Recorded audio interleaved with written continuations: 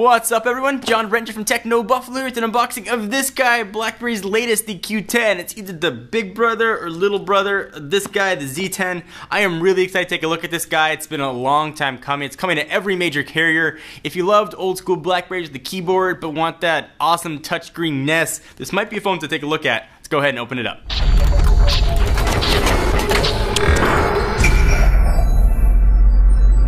Got the box for the Blackberry Q10, the QWERTY keyboard packing Blackberry 10 rockin' smartphone from the company formerly known as RIM. Box is much smaller than its Z10 brother. It doesn't have the flash of the Z10 box, but perhaps the phone will make up for that. So nothing really fancy going on around here. This is going to be coming to all major US carriers. I believe we have the AT&T version, although I'm not entirely sure. We will take a look when we finally open this up, which I'm very excited to do.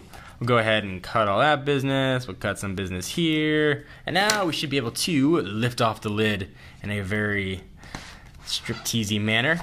Boom! There is the Blackberry Q10. Looks like we've got the unlocked version, which should work for AT&T's LTE network.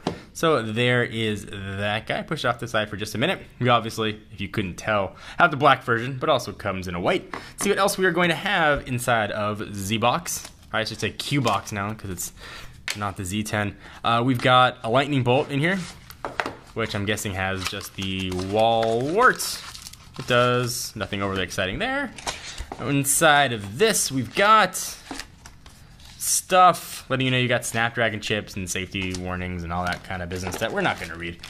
We've got some headphones with different size earbuds and gels, which is great.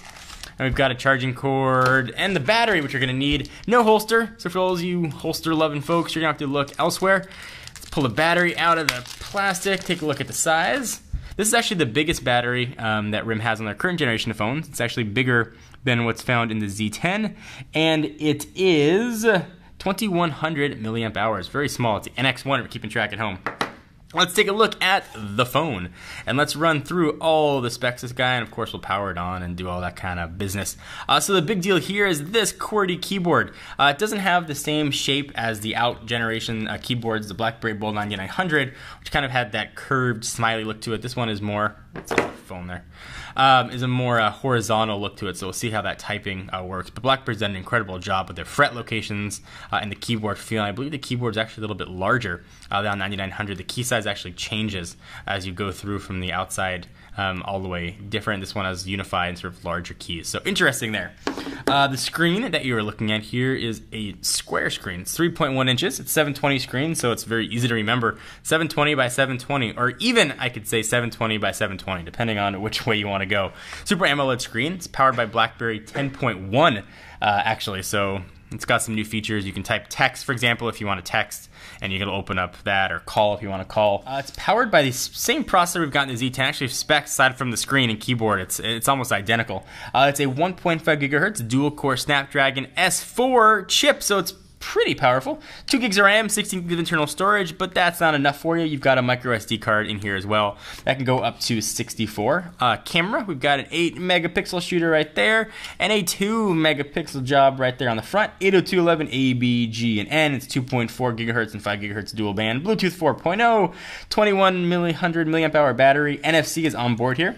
The height, it is 119.6 millimeters, so that's that, or 4.71 inches, 66.8 millimeters on the width. On the depth, 10.35, and it weighs 139 grams. Let's take a look at the back of the phone. It's got sort of a weaved glass, they're calling it feel, really soft touch, feels great. The white version is a bit different.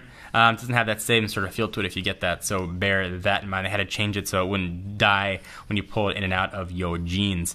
So on the left-hand side of the phone, we've got charging port, and I believe that's HDMI out, and of course for syncing and the rest of the business. Nothing really on the bottom except for a mic. On the right-hand side, volume up and down, and you've got a mute button in the middle, and then your power and lock buttons on the top, another mic, and a 3.5 millimeter headphone jack. Let's pull off the back and see what we're going to have living inside. So you probably get the sucker off. Oh, it just slides off. All right, so that's easy. That is where your SIM card's going to live. That's where your micro SD card's going to dwell. And then, of course, you got your NFC radio there as well. So let's pop in the battery, power it on. We'll take a real quick look at the user interface. All right, so we've got the Q10 all booted up and ready to be used. So this is Blackberry 10 through and through here. Again, just a quick refresher on what it does or doesn't does.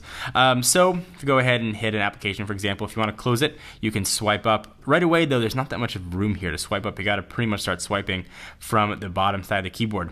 You can access the Blackberry Hub. If you slide up and do a little peek to the side, you can see what's there. We don't have anything set up there yet at all. And if you want to close an application, you can just hit that X. It looks like you can show 6 applications at a time that are up and running. And of course, you can swipe through all of your apps that are here.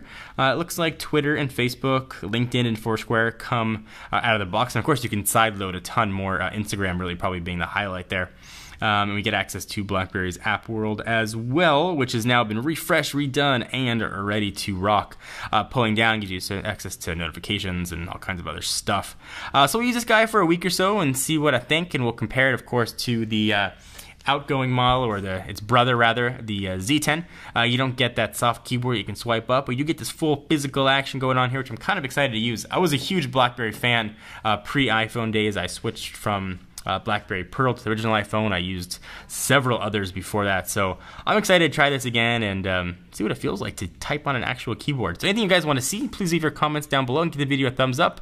We will most definitely appreciate it. I am John Rettinger from Techno Buffalo, and I'll see you guys in the next video. Bye-bye.